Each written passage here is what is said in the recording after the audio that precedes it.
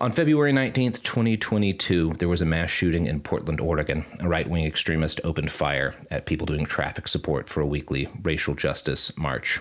He killed one person. He injured several others. One of the people who was injured, a young woman, is currently paralyzed from the neck down.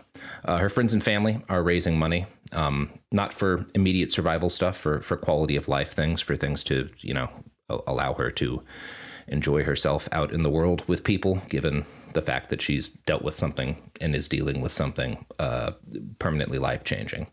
So I wanted to highlight that they're already above their initial goal, but obviously, anything we can give will help her and her family have a higher quality of life, and I think they deserve it. So go to GoFundMe, Portland Mass Shooting Paralyzed Survivor Fund. That's GoFundMe, Portland Mass Shooting Paralyzed Survivor Fund.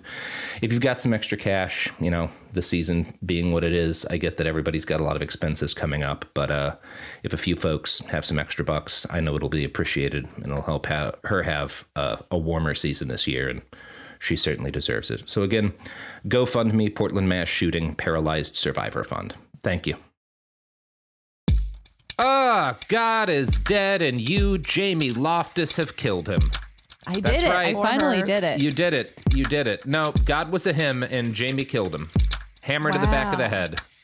And people are going to be critical of that, but they are. You don't know my story. Mm-hmm. And in my 6-part miniseries, in which I'm played by Amanda Seyfried, I think you're going to start to see my side of the story, and courageous. I think I'm definitely not going to jail for what I did. That's good. Unlike founder of Theranos, Elizabeth Holmes, who we just found out has been sentenced to 11.25 years in prison.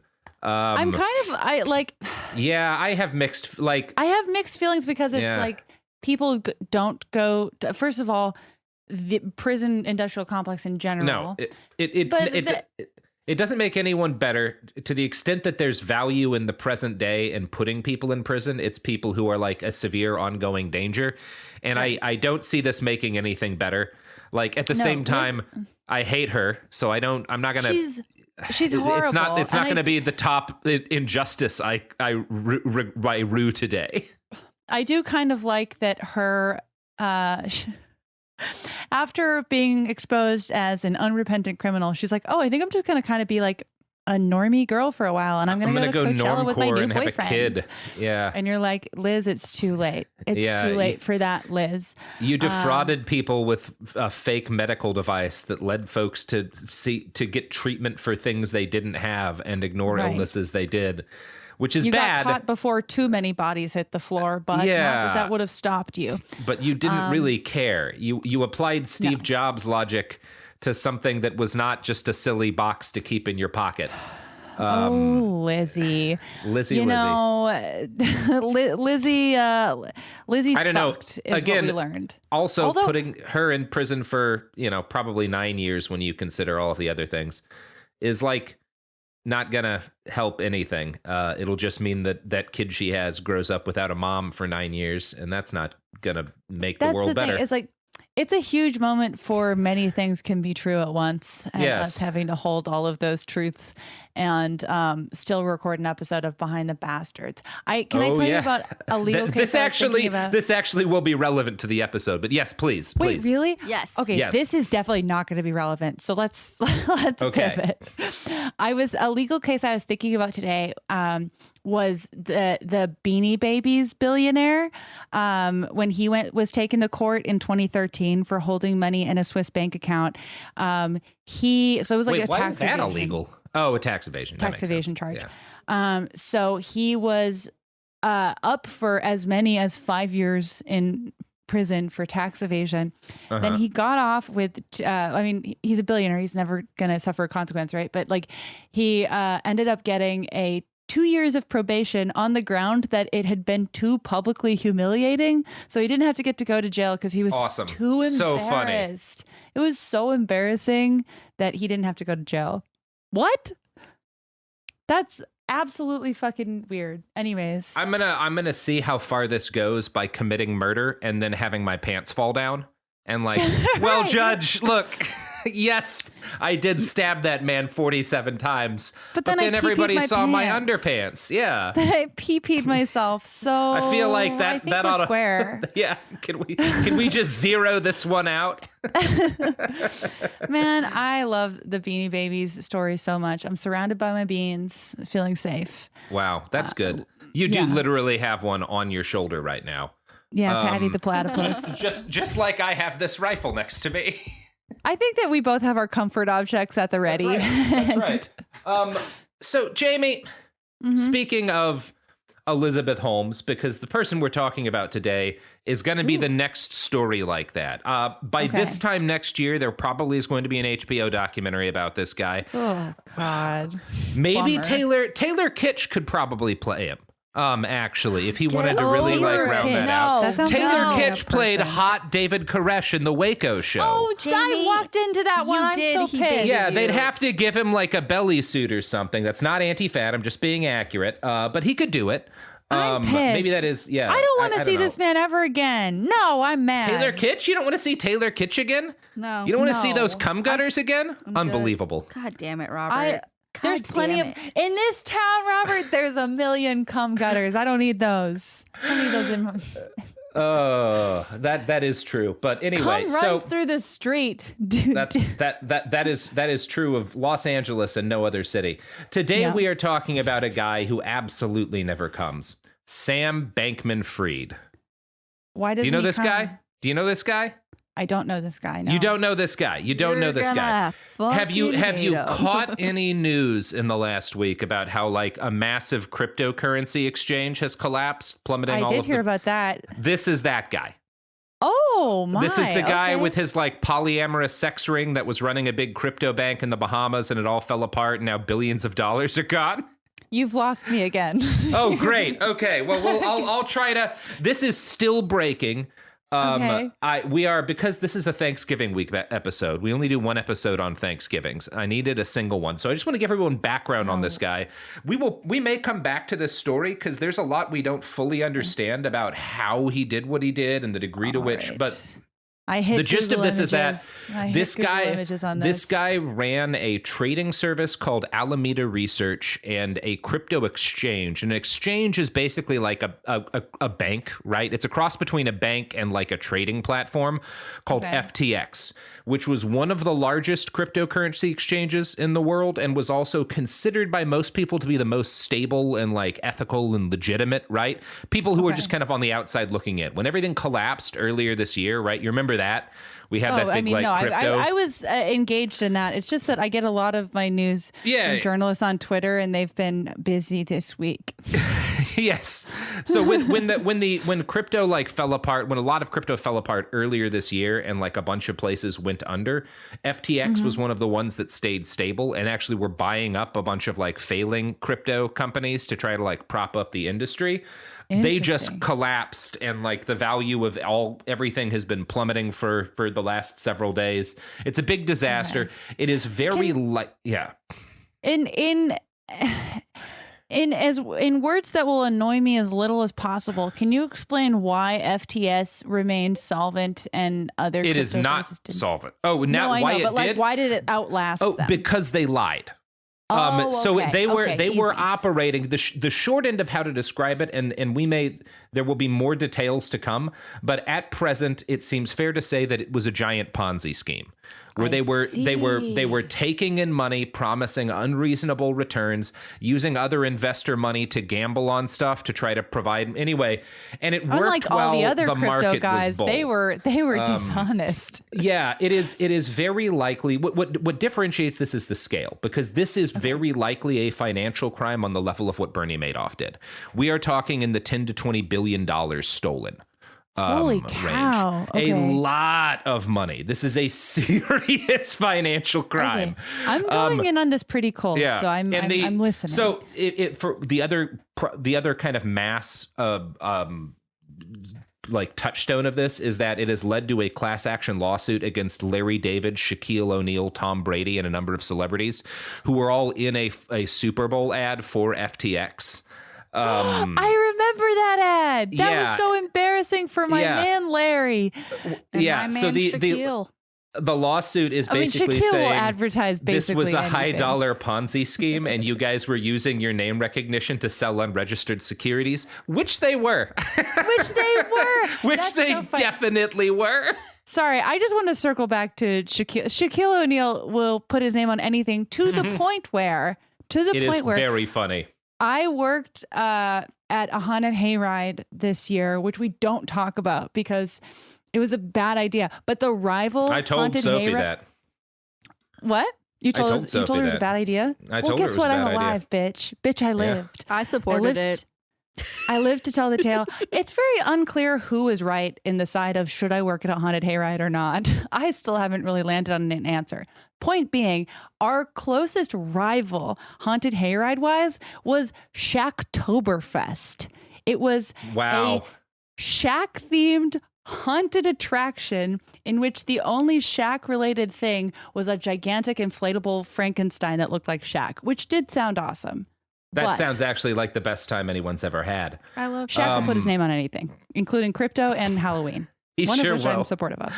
What a king. Probably not. I'm sure there's horrible things about Shaq that have come out. That seems almost unavoidable. Anyway, Sam Bankman-Fried is the guy behind this gigantic financial crime that is still unraveling as we do this episode. And I want to talk about less about what happened on the exchange, because none of us want to talk about how somebody carries out the nuts and bolts of a cryptocurrency scam.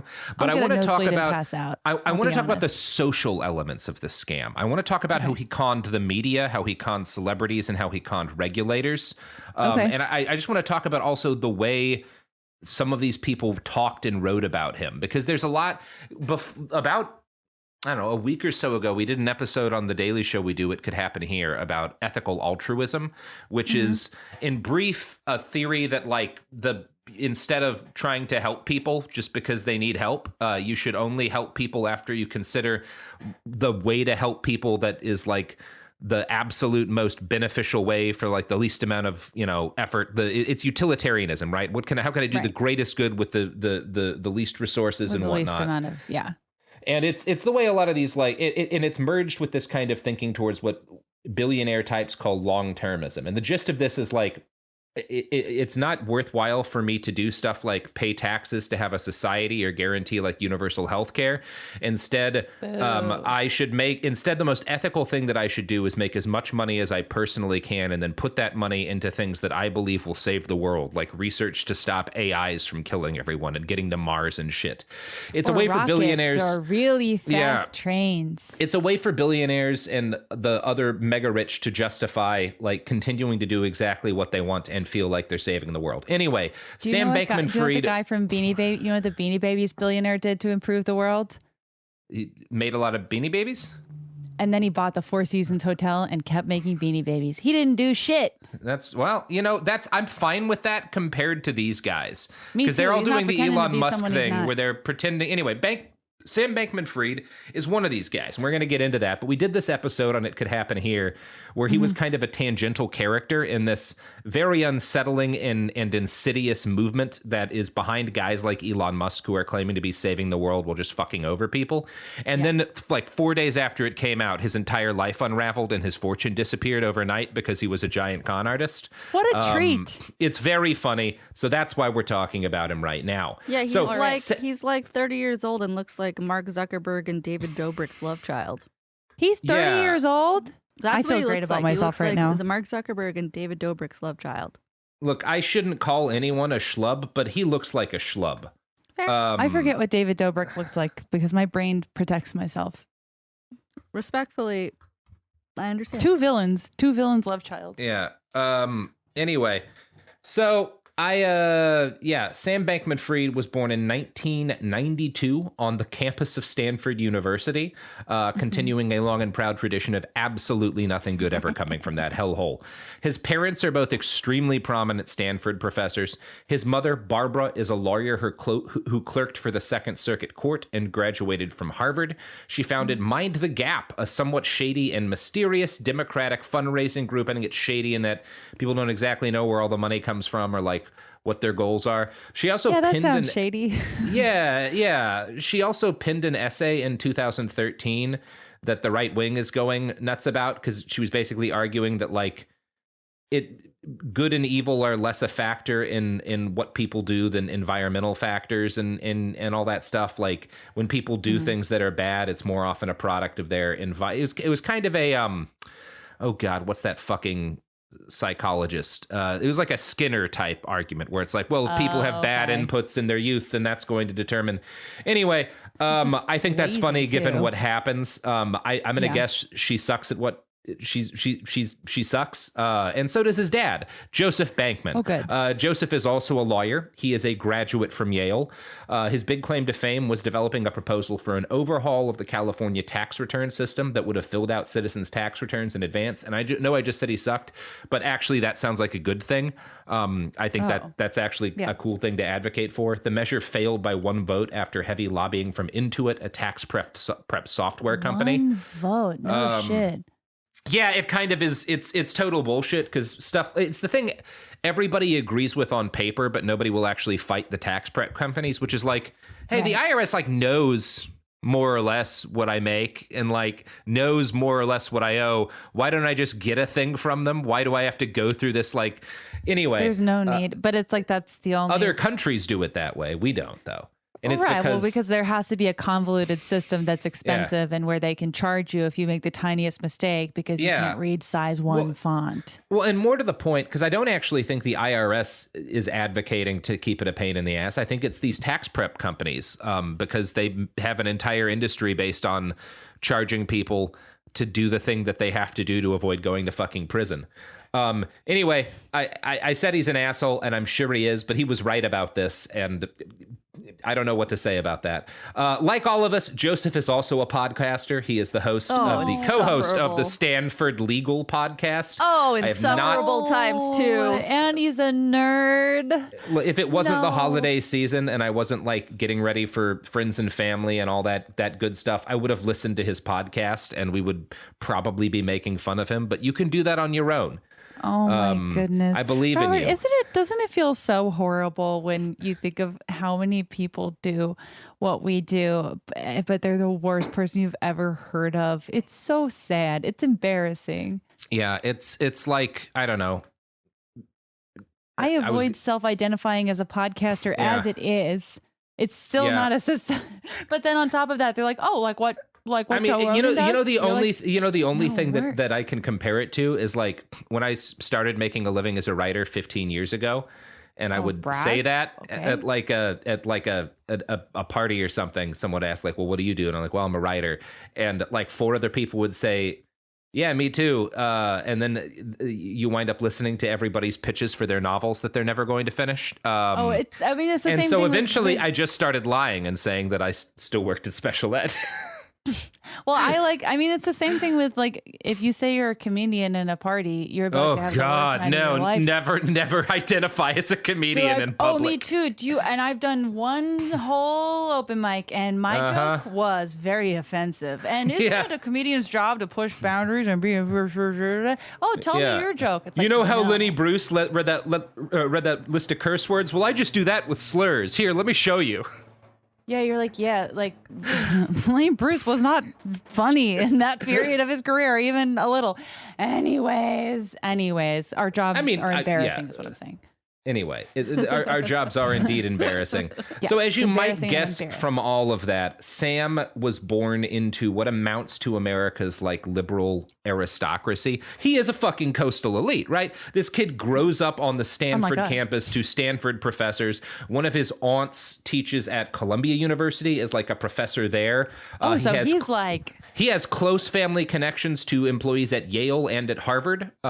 As well as Stanford, like his parents both go to Harvard, I think. He's a little Kennedy. He is he's that. He is as you do not get much more of a rarefied like intellectual air. He's wearing linens around. Yes. This is how I think about. Yes, this is a child who at age 8 has strong opinions on Immanuel Kant.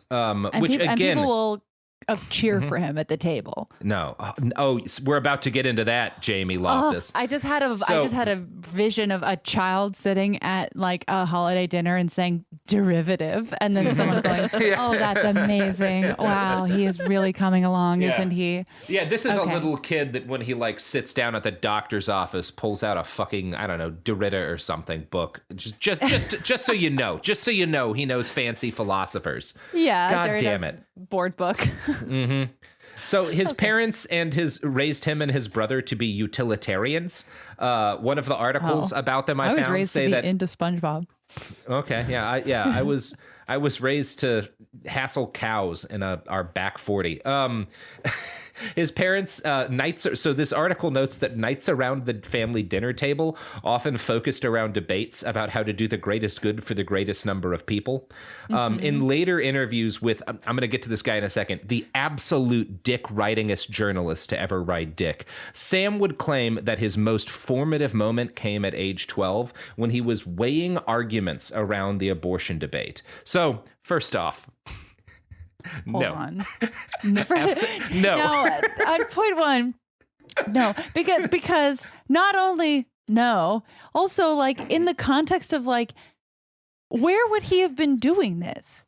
I'm guessing Where? at like around the family table or when they have everybody's got their brandy and he's drinking some sort of fucking tea that's insufferable and they're all talking about people's rights as if it's like a fun intellectual problem, like how to fix an engine. Because for them it is, because wherever they land, the rules aren't going to apply to them anyways. Yes.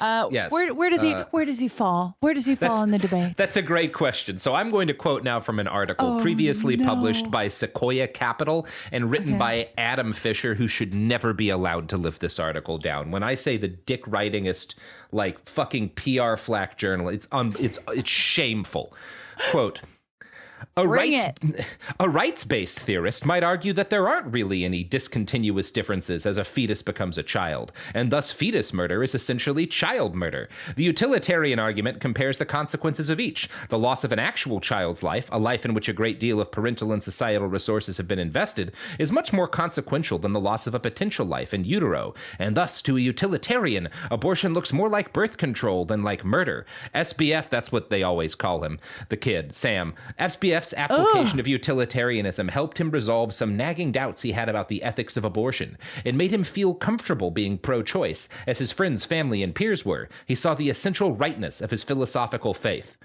So that's very fucked up. That is so deep. Like, the term choice is used at the very end there, but it's clear that, like, he's not thinking about this in terms of, like, the actual value of human bodily autonomy. That does not weigh into utilitarian calculus for him whatsoever. No, that is, to quote I would argue my friend Robert, no. And again, even like, look, I shit reflexively sometimes on utilitarianism, not because of the inherent value or disvalue of thinking that way, but about the way it gets talked about by these people. But like, if you're actually a utilitarian and you care about the greatest good for the greatest number of people, then bodily autonomy should factor into that, right? Like, human bodily autonomy should be hugely important to you. Yes. But no, that's not logical. All that matters is like, well, how many, if less resources than this have been invested in the fetus, then it's not a person. So abortion makes sense. That's fucking bullshit logic. Fuck you. You're doing too much math. Stop. This isn't a math problem, Sam. Like, this is not a fucking math problem. Not everything's a goddamn math problem. Robert, he won't listen to you unless you call him SBF. And I was like, why is Robert talking about sunscreen? SBF? Yeah, we'll get that. They all call him fucking SBF. And I hate it, but also as this went on, I started using it more and more because it's a pain in the ass to type his whole fucking last name out. All right.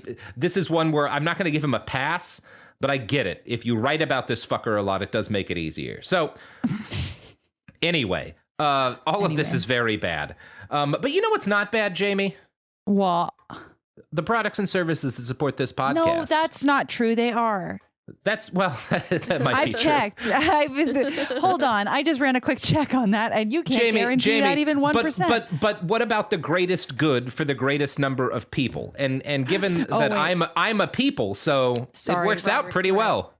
It works out very well for me. I think that if you actually have more advertising revenue, you will actually build a really fast train like you've been promising me you would.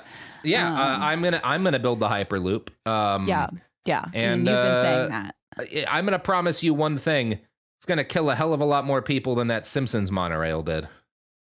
And I'm gonna and look, not everyone is gonna hold you to task for that, but I am. Thank you, Jamie. Thank you for welcome. keeping me honest and ensuring that we really make a memorable disaster. Look, I'm available anytime I'm not visiting my friend Liz in jail. Mm-hmm.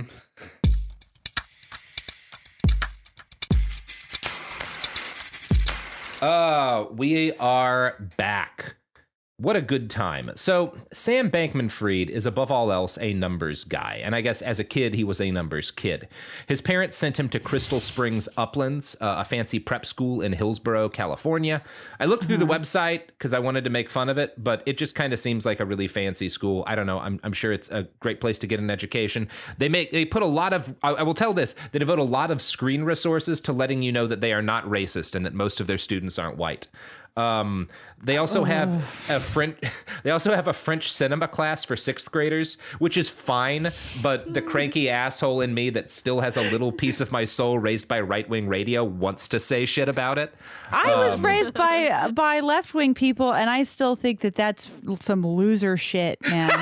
I think that that's fucking dorky and goofy and like it's like what. You know, you meet people like that in the wild, and they're sometimes and maybe even often very sweet people. But I'm like trying to be like, oh, you know who Plankton is? And they're like, no. And then but they've been watching French movies since they were like 7. And I just don't really respect that. If I meet a 6th grader if I meet a 6th grader with strong opinions about French cinema, like, I'm just going to leave. I'm just going to walk away. Wow. Robert, that's really brave of you to march out of a conversation with an 11-year-old. Like, I'm not putting up with that shit. Absolutely not. I'm leaving this 6th grade class. My name's Robert Evans, and I think you're out of here. Doofuses. Fucking go watch your Renoir. Is that one of them? That sounds like one of them. Claude Renoir. Is he a painter or did he make movies? Renoir's a painter. I know the one you're looking for, and I was looking for it too, but I don't remember. But guess who? Do you know who Plankton is? Of course you do. I know who Plankton is, and I also know that at least one of the directors they study is a pedophile. Just knowing a little bit about French cinema. That's unavoidable. So he does well. Again, the school's probably fine. He does well at the school. He was notably insular. He avoided most of his classmates to play StarCraft, which is good, and League of Legends, which objectively sucks. He also played a lot of Magic the Gathering, so I am confident he did not get laid in high school. This is based on extensive personal experience. You're like, I just actually did some field research and about 4 years of it. Okay, interesting. For college, he was accepted to and attended MIT, which marked out his family's elite North American university punch card. They really hit them all now that they've got an MIT kid in the family. They get a free coffee. There used to be an MIT. So when I was doing comedy in Boston, there was like MIT had like a secret comedy club that was just for MIT students, and it was awful. Oh God, yeah. They paid you okay, but it was like they're like if you like knew someone who like met someone who went to MIT and they came to your shows and they're like, oh, we did the math and you are allowed to come to our. They called it their speakeasy. I wonder if it's still around. It was. I mean, it was not fun. Yeah. Not a fun crowd, I will say. But best of luck to whatever was going on there. Yeah. So he goes to MIT. He goes to MIT. He might have been at one of those shows. We're around the same age. He might have, because he joins a fraternity there. An MIT, well, Jamie, it's an MIT-specific co-ed nerd fraternity. So nice. It's what called could go wrong? Epsilon Theta. Here's how Adam Fisher, the guy I hate, described them in his article, which was bad. Quote, a co-ed fraternity of super geeks, similarly interested in magic and video games. Thetans are fond of debating math, physics, computer science, linguistics, philosophy, and logic problems for fun at alcohol-free parties. Now, I do know a little bit about MIT, and I know another thing these nerds often do is kill themselves using nitrous oxide because they will try to flood entire rooms with nitrous to do like a 20% nitrous to O2 ratio and kill themselves. It's a thing that happens. Look it up. MIT nitrous deaths. Yeah. Man, all I did in college was drink too many blue moons. Wow. It's quite a thing. Yikes. So what I don't know. What are you doing over there? I don't know how much I believe that they were always alcohol and drug-free parties, because if there's one thing I know from nerds, it's that they do a shitload of drugs. I definitely didn't hear of this one because I went to a couple of MIT frat parties and they were not sober. Fun fact, one of the MIT frat parties I went to, for some reason when I was in college and when I would get really drunk, I would like to steal things from wherever I was. And so I stole 2 critical pool balls from an MIT frat house, and someone was able to trace it back to me and they demanded their pool balls back. And I embarrassingly, I think I capitulated. I think I did give them back. I shouldn't have. Wow. Actually, so this one kid I'm finding in 99 died because he put a bag over his head to inhale nitrous, which is, fuck, man. How did you get into MIT? I don't know any. I was like, I don't know we shouldn't be making drugs. fun of this guy. I don't know anything But don't put bags over your head, kids. Yeah. I learned that in public school, no less. So many other ways to do whippets than putting a plastic bag over your head. Anyway. Whatever. According to the popular Sam Bankman-Fried endorsed version of the story, he pivoted towards an almost obsessive devotion to ethics in his freshman year. He went vegan, he organized a protest against factory farming, and he worried obsessively over how he could change the world for the better. And it was at this point that Sam met a man who was going to change his life forever, William McCaskill. If you want to learn more about this guy, I do recommend the episode of It Could Happen Here on effective altruism. This guy is today the pop philosopher of effective altruism and long-termism. He is in Elon Musk's text messages that we all got as a result of the Twitter lawsuit. At this point, he was also at MIT, and he met with Sam at a cafe in Cambridge, Massachusetts, where McCaskill... Which one? Sorry. I don't know. I'm sure it's out there somewhere, Jamie. I'm sure you've gotten a hot dog there. That seems likely. No, any place this guy's going, it doesn't have hot dogs. They're not ethical. They're famously unethical.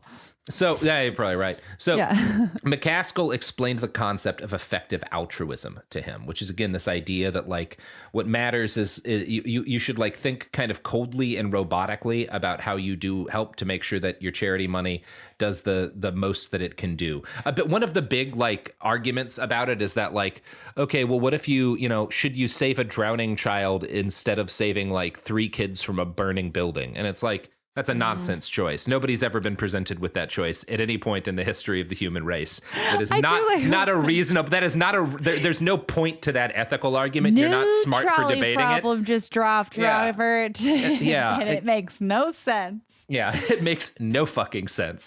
There's like bits of it that are reasonable, which is that like, well, it makes sense to like look at the best thing you can do financially, in terms of donating money is, malaria prevention, because it winds up being the most cost effective thing. But it's like, okay, does that mean we shouldn't put money into making the water in Flint, Michigan drinkable? And a lot of these guys will say no, because that's not the best use of money. And it's like, well, we can do many things with money, especially if we tax billionaires and put it towards rebuilding infrastructure. They're like, a number of things can be done.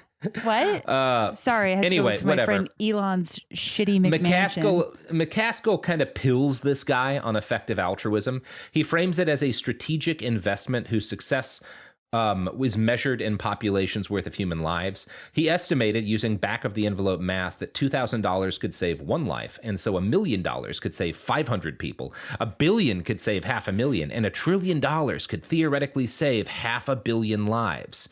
Based on that totally legitimate math, Robert. people are math. It all works out that way.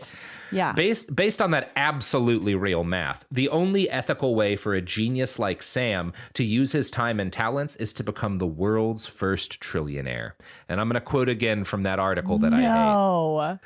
SBF listened, nodding as McCaskill made his pitch. The earn-to-give logic was airtight. It was, SBF realized, applied utilitarianism.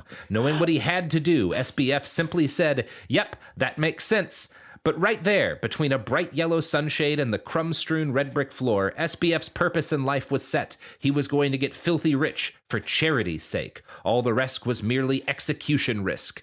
His course established, McCaskill gave SBF one less navigational nudge to set him on his way, suggesting that SBF get an internship at Jane Street that summer. And so, for the good of mankind. Get in the finance industry and gamble like a motherfucker. Little asshole. I swear to God. I fucking hate these people so much. The nerd. What? Oh, God. Makes sense. Yeah. You know, look, I think that. Airtight. Airtight. You can't debate that. There's no argument to be made about that logic, Jamie. I mean, I know that this is the wrong person to be turning on in this moment, but this is the dick ridingest language this I've is ever the heard. Jamie. This is like he has not begun to ride dick. He's this choking. He's choking on the thing. This man's got no gag reflex and no sign of slowing down. Jamie, I'm going to read you some passages from this that are going to make you gag. It is unbearable. So, nice. And it's like, this article's like 10,000 fucking words. It took me like an hour to get through this thing. It's massive. He's like, maybe if I do it, he'll give me a kiss on the mouth. We'll see. Well, basically this was published by Sequoia, which is a massive like investment fucking fund thing on their website. Don't you mean journalistic entity? Yeah. It looks like that. It looks exactly like an article from like Wired or something. Like they clearly laid it out like that. But I think it was done because they put like $200 million into his company. So they needed to justify it by making him look like a genius. So it's like those articles that like are occasionally, I mean, it's more scary when they're on actual journalistic outlets and then there's just a little tag saying like, hey, this is sponsored by RuPaul's fracking farm or whatever the fuck. And it's like, why fracking? RuPaul and ExxonMobil. LGBT icons. So Sam Bankman-Fried gets into finance, and he's a very good trader. I have no way to judge this, but Sequoia says he was a good trader. Sure. He was good at making a lot of money for other people and also a lot of money for himself besides. And for all mankind, he gave away 50% of his income to his favorite charities, but those charities were mostly the Center for Effective Altruism and 80,000 Hours, which is also an effective altruism charity. What do they do with money? That's a great question, Jamie. It allows guys like McCaskill to live very well while also saying they only take $30,000 in salaries and give away the rest because their lives are heavily subsidized by these organizations that allow billionaires to pretend to be heroes. So like charity. So like charity, yeah. So he remains there happily for years until 2017 when he begins to feel as if something is not right. Now, spoilers. He's having a quarter-life crisis. He is having a quarter-life crisis. And this kid absolutely is a con artist. And what I am giving you is the polished, press-friendly version of the story for a guy whose entire life, as far as I can tell, was one long setup for an ambitious con. So when I say stuff like he gave a lot of money to charity, because there's like other charities he gives to, some of which sound reasonable, but I have actually no evidence that he did. Like I have no evidence that he did, and I haven't seen it. One of those. So when I say stuff like he felt like that, or when I say stuff like he felt unfulfilled at Jane Street, that doesn't mean he actually did, because we are at present reliant on a lot of reporting from back when this kid was the toast of Wall Street. Now, after his life fell apart and his company crashed and it became clear that he was a financial criminal, it also came out that the guy who wrote The Big Short has been following him for 6 months. So I suspect at some point that's going to be fun. We're all going to be in for a real treat when that book hits. I love when you're like, and guess who is following him around? You're like, he's got Michael Lewis on his tail. And also if you're an investor, it's somebody involved in one of these companies probably should have been able to find out like, oh, hey, the Big Short guy's hanging out with him. That probably means this is a giant financial crime. That guy's not going to just hang out with a dude who's good at legally making money to write about how good he is at making money legally. That's like, not Michael Lewis's beat. I'm kind of going for like a change of pace this time. I'm just going to try to see a guy who's like doing something right. Yeah. Michael Lewis, aren't you the guy who only writes about financial crimes on like a gigantic scale? No. I think that this is, he's just probably just trying to network. Yeah, he just really liked this guy's attitude towards altruism. So anyway, here's how that, again, very dick writing PR flack motherfucker wrote about what happens next. Quote, Yeehaw.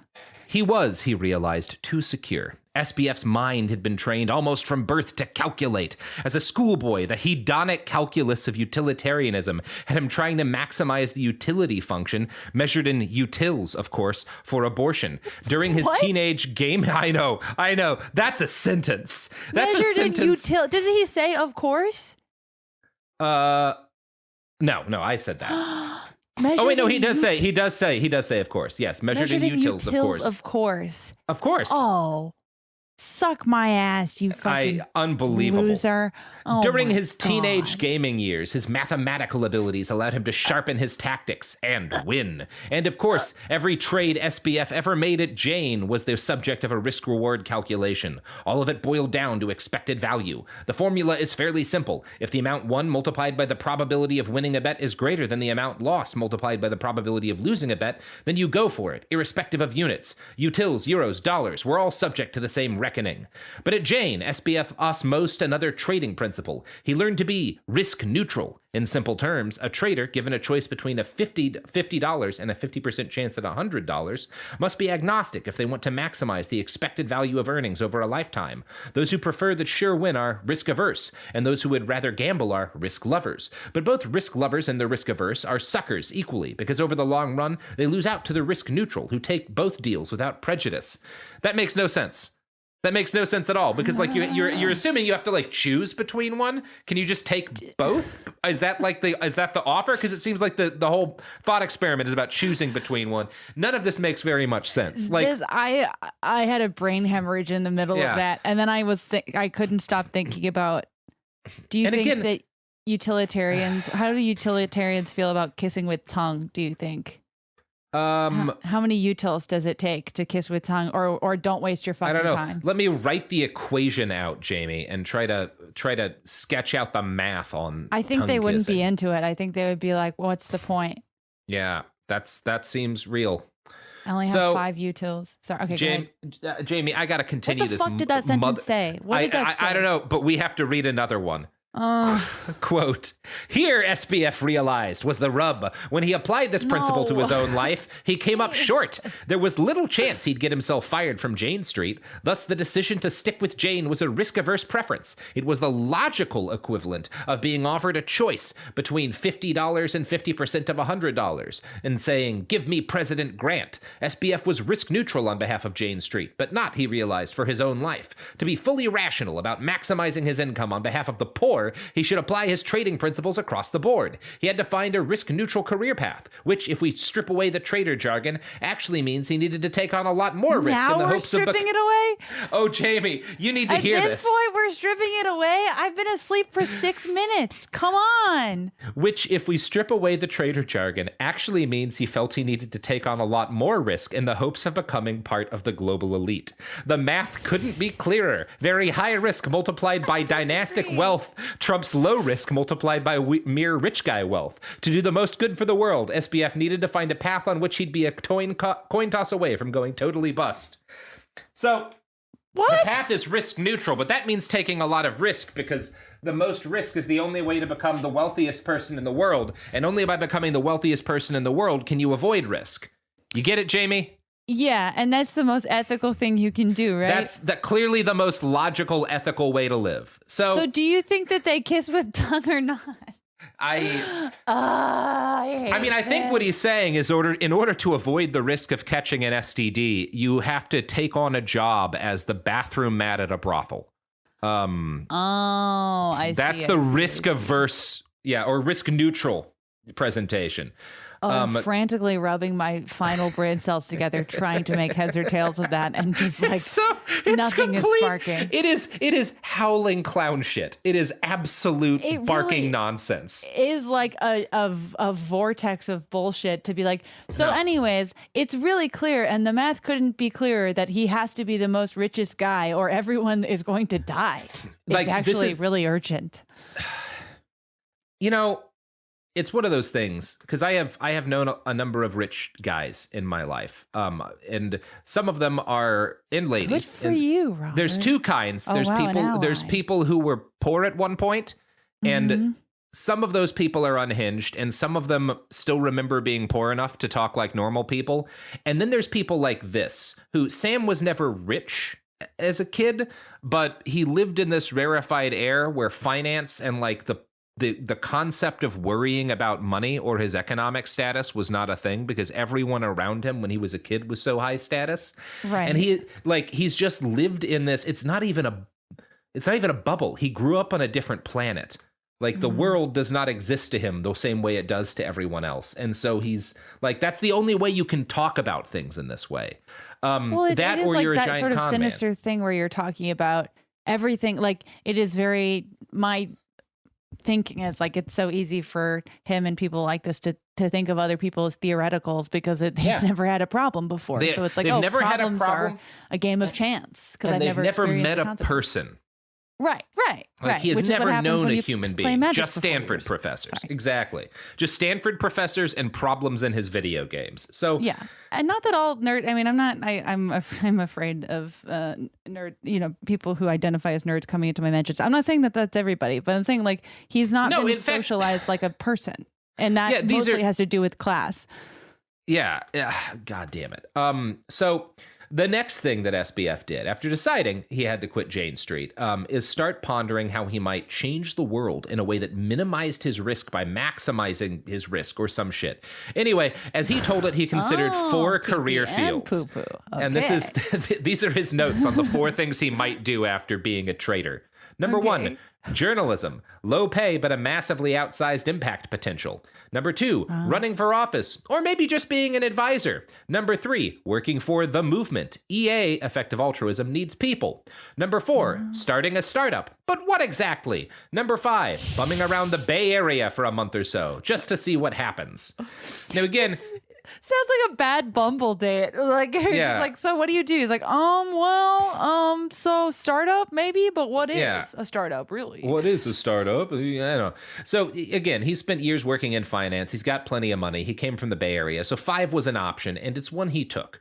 And by the way, like as a general rule, if you decide to quit your job and you have the financial ability to putter around for a month or 2 and think things through, not a bad idea. Sure. But Sam is going to do this in the worst way possible. He eventually hits upon his great next idea, which is to make a shitload of money in crypto. Now, when he quits Jane Street is 2017. And if you guys can remember back that far, that's the first big winter when cryptocurrency boomed, like kind of all throughout the last quarter or so of 2017. Bitcoin was just sailing up, like massive rises. Ether had a big rise too. Just kind of went around to so young. Early 2018. A lot of Bitcoin nerds who people had been making fun of for years became overnight multimillionaires. And this was kind of the first point at which normal people started to think, shit, maybe I should get into this. Maybe I can make a lot of money, right? This is the thing that blew up Bitcoin. And there was a crash after this, but it recovered, yada, yada, yada. Sam was savvy enough to look at this and know that these moments where this thing where a lot of funny money is on the table, but there's no regulation, and regular people have started to get interested because they think they might get rich. This is the point at which an unethical person can make the absolute most money in a financial market, right? And you can be unethical. To quote one of the greats, you can be unethical and still be legal. That's the way I live my life. Haha. And you know who else lives their life that way, Jamie Loftus? You, when you're tossing the ads? Yeah, that's right. I am indeed. I am indeed, baby. Here we go. All right.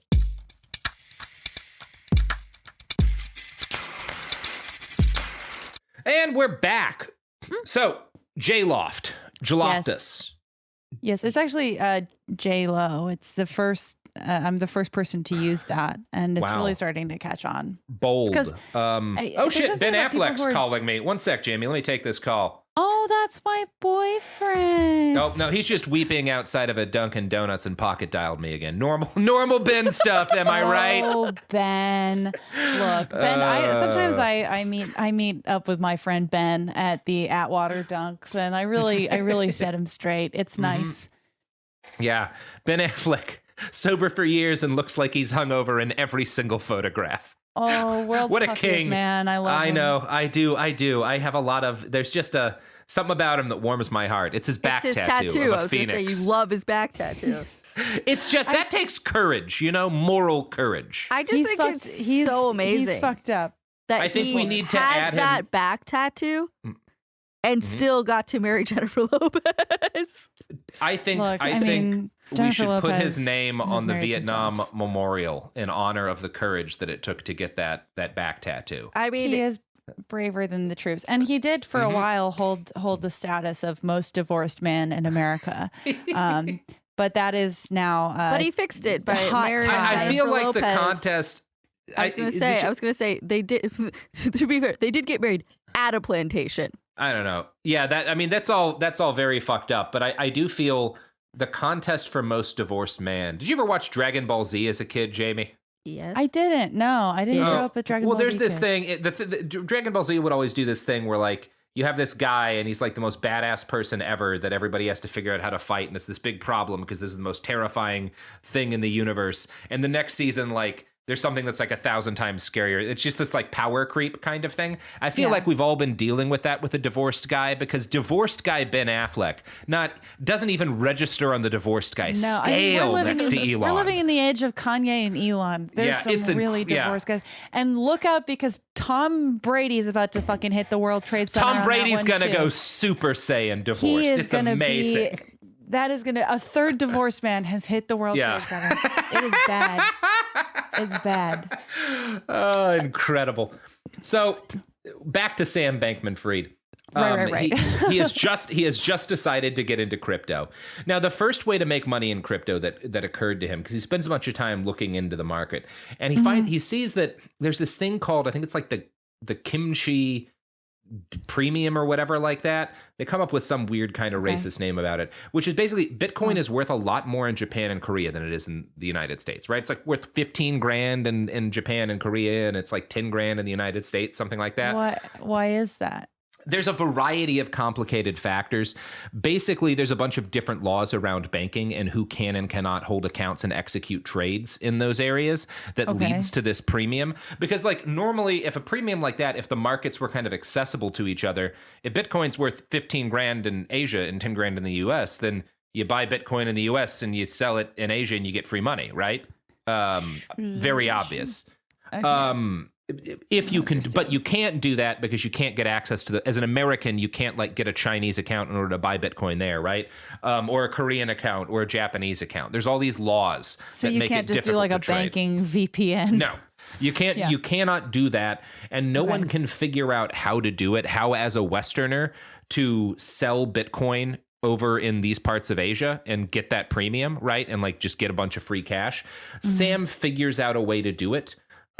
Which is basically like picking up a pile of free money, right? If you're buying Bitcoin for 10 grand and other people want to pay 15 grand for it, you're just making cash, right? And primarily the way he does that is through friends in the effective altruism community who are like placed in banks and stuff over in Asia who like help him figure out how to do this. I'm not going to go into the details. I mean, this fucking dick writing article spends a long time explaining how he figures this out. And it might even have been legal. He may not have broken the law to do this, although it's kind of hard to know because all of this is complicated finance gibberish. By the way, this is called I'm not getting a word of this. Finance guys call this an arbitrage, and it's basically the idea that if there's a resource that's worth a bunch more money one place than it is the other place, you buy it where it's cheap and you sell it where it's expensive and you get free money, right?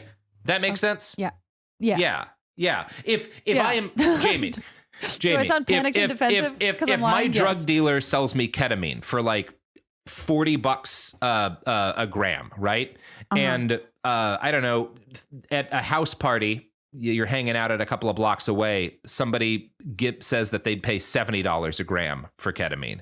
You can make 30 free bucks by taking the ketamine you bought for $40 and selling it at that other house party, right? Okay. So that was you speaking to me in terms that you would understand, but I do think I got it. Yeah. Ketamine makes everything make sense. Yeah. So you just gave it to me in Robert speak. I got it. He makes a shitload of money doing this, and he decides to roll this money into a company, which will allow him to hire employees to gamble with cryptocurrency at scale, to try and find different fucked up little areas like this where they can make a bunch of money by executing trades. He picks members of the EA community as his first employees, including Carolyn Ellison, a former co-worker at Jane Street, who we will be talking about in a little bit, and Nishad Singh, a former Facebook employee. Industrial scale dick writer Adam Fisher lets you know that Singh is an incredible, almost impossibly good human being by describing him this way.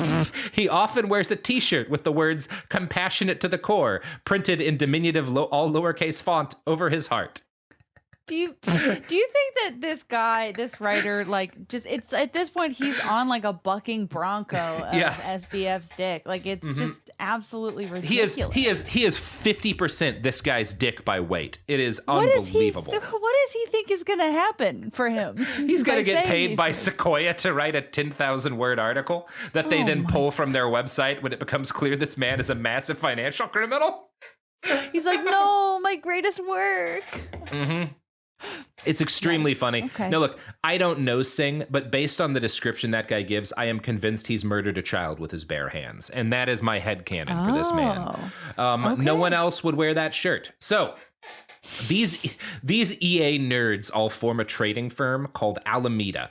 And in doing so, they came down on one side of probably the biggest split within the crypto community. See, the core of the idea that's not bad that exists within cryptocurrency is that centralized state-controlled money has problems, right? You know, that there's things about that are bad. And it could be cool and useful to be able to separate the money from the state if you could do that, right? If you could do that in a way that reduced the state's power to, like, you know, just lock down the bank accounts of dissidents and stuff like that. There's cool benefits to it. Well, wait, I just had an idea. What if we did that, but then we gave all the money to one guy? Well, that's kind of what keeps happening. I see. But also, like, SBF's on the other side of this argument, right? Because obviously most of the actual benefits of a truly decentralized online currency are just you can buy drugs with it over the internet. But still, that is a real value. People do, in fact, buy drugs using cryptocurrency, and that's fine.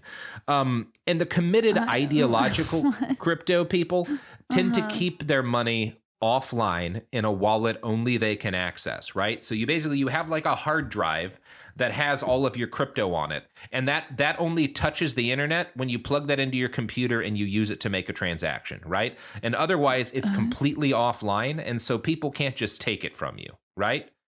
Right. That's the smart people. This is a pain in the ass, though, right? Like, keeping it in this thing, like, there's all these security. You can lose your password. People actually do lose their money this way too.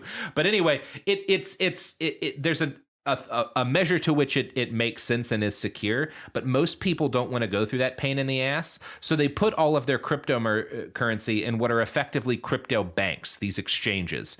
And these exchanges are places like Mt. Gox, which a few years ago all of the money got stolen from, and FTX, which Sam Bankman-Fried makes, which also all of the money gets stolen from, right? Right. So the people who are like, no, you shouldn't do what Sam is doing, you shouldn't make an exchange because that's not decentralized, and we like this because it's decentralized, they are the ones who get robbed less often because they're a little smarter. And that's part of the point. These exchanges, they're meant for people who don't see crypto actually as like, well, I want to fight the state by removing my money from the banking system. They're for people who are like, I want to try to get rich quick by gambling, right? And that's why those people are also the most vulnerable to scams. Robert, anytime you explain crypto to me, even though I know I need to understand it for the context of the episode, I just feel like I'm in a corner at a house party and I'm holding a clammy Bud Light and it's mostly empty. And you're like, just one more thing though, because I mean, the important thing to understand is that what Sam has done. So crypto is like unregulated, right? It is detached from any state. Okay. Right. Which is why people like it. Yeah.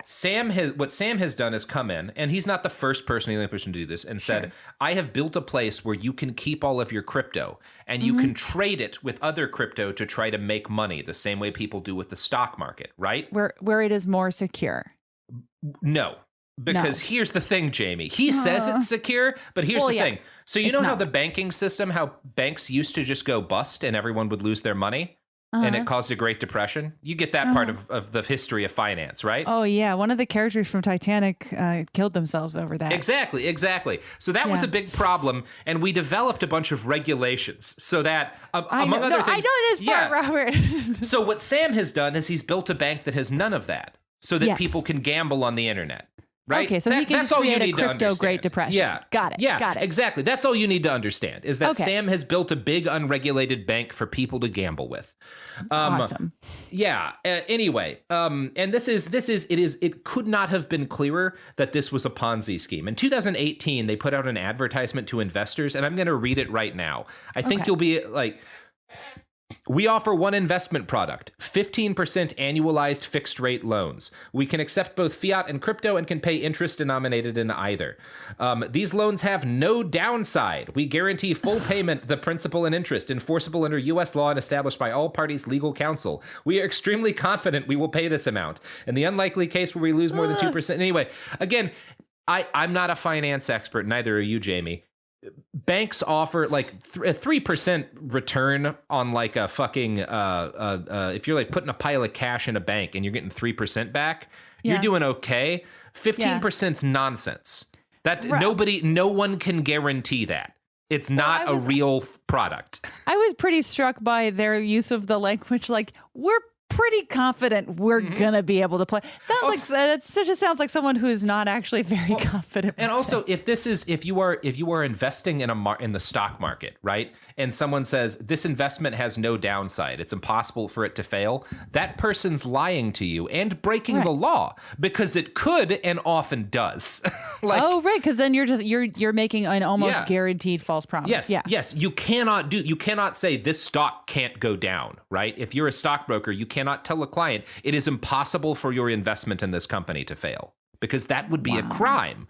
But with crypto... it's uncharted territory, baby. It's uncharted territory. You can do anything. This is also a Ponzi scheme, right? What fucking Madoff was doing is he had this investment portfolio that was I forget what the exact, but it was promising an unbelievably high return and guaranteeing that people would get it, right? And what he was doing is, as new people put money into the investment, he was using their money to pay the old investors so that nobody noticed that things were fucking up. But eventually, new people stopped putting money into the thing, and it all fell apart, and a lot of people lost billions of dollars, right? Like, I'm back. He was also using a lot of that money to live, an incredibly lavish rich guy life. Anyway. Sorry, I only understand financial concepts when Selena Gomez breaks the fourth wall and explains it to me. I'm doing my best to be your Selena Gomez, but I just... Do you know who Selena Gomez is? Yeah, she's that chick from The Thing. Nailed it. She's kind of in the middle of a fun scandal right now where she's in a feud with someone who donated her a kidney. What? Which is a very funny online feud. How do you dynamic. get in a feud with that person? Because if you asked, Robert, this is something I can explain to you. So what happened was Selena Gomez needed a kidney donated. Her close friend who works in the industry, I don't know who it was, but I guess she's like sort of famous, gave her a kidney a couple years ago. Then Selena Gomez turns around a couple weeks ago and says, I have no friends in the industry except Taylor Swift. In comes her kidney donor being like, oh, that's interesting because I'm one kidney lighter. Dude, like, I'm not quoting it, but yeah. Wow. And then Selena, instead of apologizing, Selena Gomez is like, oh, sorry, I didn't thank every person I've ever met in my life. Yeah, but I mean, Selena, she did give you a kidney. Yeah, that's a special kind of friend. You guys weren't just like drinking buddies. She literally gave you a kidney. And that's she what did. I She can did the share thing with that you would use as like a joking description of someone who'd done a lot for you, to to hyperbolically say that you owed them a lot. You know who's done, and implying that Taylor Swift has done more for you than your kidney donor is so. I just think it's the funniest feud of all time. All right, we were talking about cryptocurrency. We weren't. We were talking about Selena Gomez, but let's get back to cryptocurrency. Okay. So to talk about what came next after establishing Alameda, I'm going to quote again from that Sequoia write-up.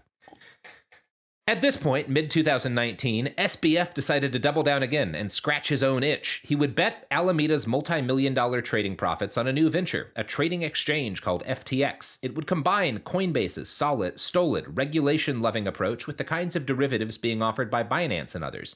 He only gave himself a 20% chance of success, but in his mind, SBF needed extreme risk to maximize the expected value of his lifetime earnings, and therefore the good his earn-to-give strategy could do. The fact that he was, by his own lights, overwhelmingly likely to fail was besides the point.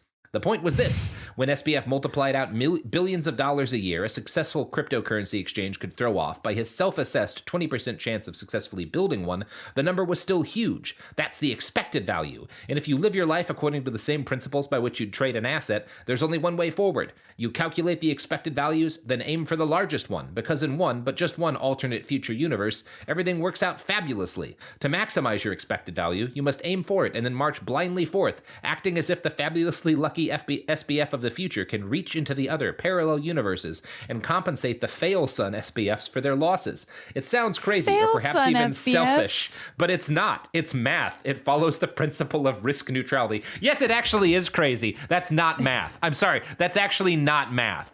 Like, that wasn't math, but nonsense. that was a lot of words all at once. That is like, oh my God, the spiraling logic of this. You are using so... hundreds of words and high-minded bullshit rhetoric to be like, gambling is the best way to make money. He used fabulously 3 times in one sentence.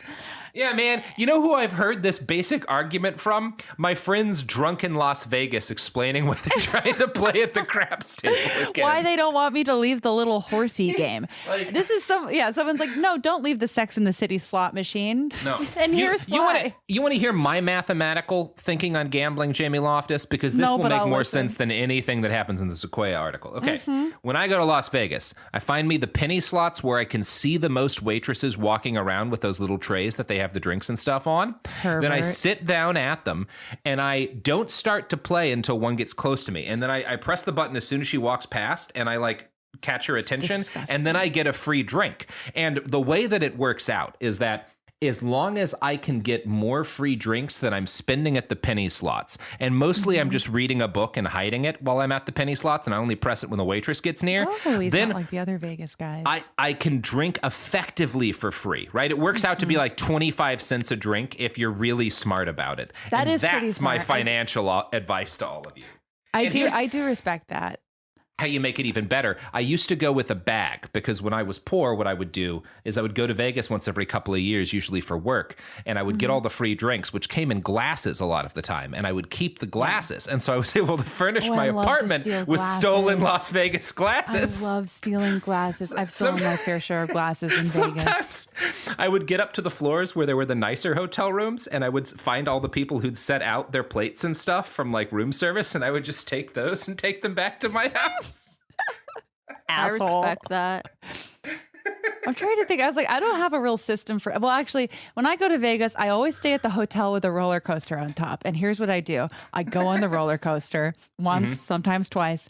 Then I go see one show. Usually, it's horrible. The last time I went Always. to see the Backstreet Boys, and guess what? terrible. I found out one of the Backstreet Boys is in QAnon, and then I got bummed out from this. that. It was a real That bummer was a trip. fun text The point I thread. want to make, Jamie, is that what I just described to you, my Vegas strategy, has made me infinitely more money in net profit than Samuel Bankman-Fried is actually going to make in cryptocurrency. Oh, fun foreshadowing! Can't Yes. wait. So He would that's never all. hang out near waitresses, though, because he's probably afraid of women. He's probably afraid of them, but I am fine with asking women for a free drink as long as I'm paying at the penny slots, you know? So it's not weird. Wow, feminist icon Robert. This icon, Robert Evans, getting those shitty Vegas Irish coffees because they come in the glasses I want Oh, the those most. are nasty. Yeah, but I like the filthy. glasses they used to come in. They do have, I know, but then there's the consequence of having to drink what's inside. Well, you know, Jamie, that's why they call me a hero. Nobody does The Mahatma that. Gandhi of the West, they call me. The Jesus No, Christ of they don't. podcasting. These are all things people call me. If you're gonna lie, make it realistic. James Soph. Anyway, let's continue. That sounds right. Yeah. I'm like, yeah. I think it's hard to justify being risk-averse on your own personal impact, SBF told me when I quizzed him about it, unless you're doing it for personal reasons. In other words, it's selfish not to go for broke if you're planning on giving it all away in the end anyway. Again, just clown shit. So What? all of this is a con, spoilers, so you don't have to think that much about it. In a recent series of text messages with a Vox journalist after his entire exchange exploded and everyone found out he was a financial criminal, Sam Bankman-Fried more or less admitted that everything he'd had to say about effective altruism was a con, meant to get people to trust him and invest in his company. And I'm going to read the text. Yeah, I'm going to read the texts to you between him and this journalist, who, by the way, he put money in the Vox, so he helped fund this journalist. Wow. So the ethics stuff, this is the journalist. So the ethics stuff, mostly a front. People will like you if you win and hate you if you lose, and that's how it all really works. Sam, yeah, I mean, that's not all of it, but it's a lot. The worst quadrant is sketchy and lose. The best is win plus question mark, question mark, question mark. Clean plus lose is bad, but not terrible. He also misspells terrible, but whatever. The journalist then replies, you were really good at talking about ethics for someone who kind of saw it all as a game with winners and losers. Yeah, hee. I had to be. It's what reputations are made of to some extent. I feel bad for those who get fucked by it, but this dumb game we woke Westerners play where we all say the right shibboleths and so everyone likes us. And that's the actual truth here, right? That's the thing that's honest about it. It's like, yeah, man, it was all of this talk for everyone. That's the entire, this McCaskill motherfucker, the only reason his effective altruism thing exists as a funded thing is as a fucking shibboleth for billionaires who don't want to pay taxes and want to let the world crumble around them while sucking as much value out of the working class as they can and want to pretend like they're heroes at the same time so that people ride their dicks in articles like that fucking Sequoia piece. That absolutely fucking ridiculous text actually is like a very important document. It's incredibly important. It's deeply crucial. I hate that there's such a crucial document that also includes he in it. Yeah, there's nothing to be done about that one, Jamie. Look, it doesn't feel good, but you know, our previous most important document to that effect was an IM that said ha. So a text with he is kind of the logical progression. That is fascinating. Do you have any like insight into like why he would so freely admit that? Now? I don't actually. One of two things has to be happening. Because again, the spoilers, this all falls apart. His exchange goes from worth $32 billion to worth basically $0 in the space of literally... I hear Linkin Park in my head anytime you say it all falls apart. Like 24 hours this happens. His net worth falls 94% in a day. Because they realized that all of the money is gone, that he'd been taking money from one business and using to gamble in another and also to pay him and his friends, and all of the money that the investors had put in when they tried to withdraw it, like their money that was supposed to be in there on paper, none of the money existed because again, he'd stolen it. Anyway, the context of this article makes it clear that he felt like, I don't know, whatever. This was all a confidence game, right? That's the key. Yeah. All of this could work. And the balance sheets, because people were looking at their balance sheet, I'm making money. These returns are great. And that money existed on paper until they tried to take it out, because then it actually wasn't there because he had already frittered it away. It's a confidence game. And we have that's the way it actually worked. We also know, and this is all still coming out, so I'm not going to get too much into it, but we know that he had FTX loan himself, Sam Bankman-Fried, about $1 billion. Like his paper value was like $22 billion, but he gave himself basically $1 billion in other people's money. Although he may have gambled that away. It's really unclear how much money he actually has liquid at the moment. Okay. Do we think he has any? I have no idea. Okay. Either he was like actually a gambling addict and a narcissist and he really did lose it all, or this was a con from the beginning, knowing it would all collapse and he got as much as he could out of it and he's going to wind up someplace without extradition, right? Like, and that was the goal. If you asked me a couple years ago, I would have said it's the latter, but I feel like the last couple of years have demonstrated so often that like people are just straight up not smart and don't have a plan, and it is all a narcissist shell game. It's unclear at the moment. I'm going to read you some things at the end here, and you can kind of make your... Anyway, whatever. Okay. So after, starting FTX, the company moves to Hong Kong and then the Bahamas, and they buy these very, like a $39 million mansion that he lives in with his friends using FTX tokens, which is like internal cash that his company issues based on the perceived value of the company. How many rooms is that? It's a shitload. And they're able to buy it because everything's like on paper, they've gone from nothing to worth $32 billion in like a year or two. And these idiot like property owners in the Bahamas are like, well, clearly the best thing we could do is buy this building using the fake money they created for their own company that they tell us is worth a lot of money. This is worth it. So since everything collapsed, some people that SBF had like reached out to as early investors have commented about why they didn't invest in this company in the early days. And most of them, it's because like what they could see of his investments, the tens of millions that he promised to charities and the long positions in risky crypto companies didn't make sense. They would look at like the things he was buying with the company assets and the things that like he was investing in and be like, well, there's no way he could have that kind of liquidity if this is a legitimate exchange, right? He can't have that kind of cash on hand. It doesn't make any sense. Rich fucking assholes always telling themselves like that. Yeah. That's funny. And what's funny is that like I found one of these guys who like, yeah, I didn't invest because I could tell it was a con, and then was like, but I didn't tell anybody because I didn't want to get yelled at. No, that's unfortunately I do see myself in that statement a little bit where I was like, oh, someone might send me a rude text. Yeah, I guess I won't say anything about this. Yeah. Oh my God. It's very spineless, funny. Goofy bullshit. I don't know. I'll tell you one thing, Jamie. He's a spineless guy who still has his fucking money. Wow, you're in love with him. That's what? Wow. Yeah, wow. Whatever. It's the finance industry. They're all ghouls. So they're all ghouls.